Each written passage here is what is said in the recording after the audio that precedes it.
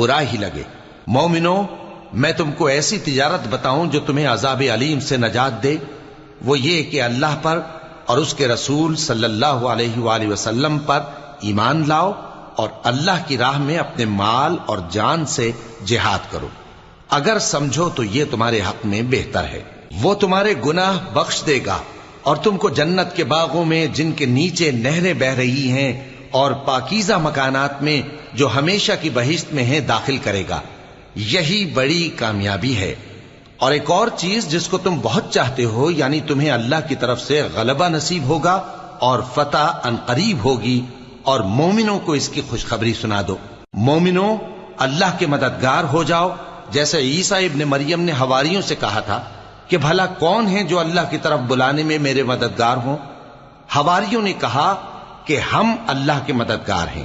سو بنی اسرائیل میں سے ایک گروہ تو ایمان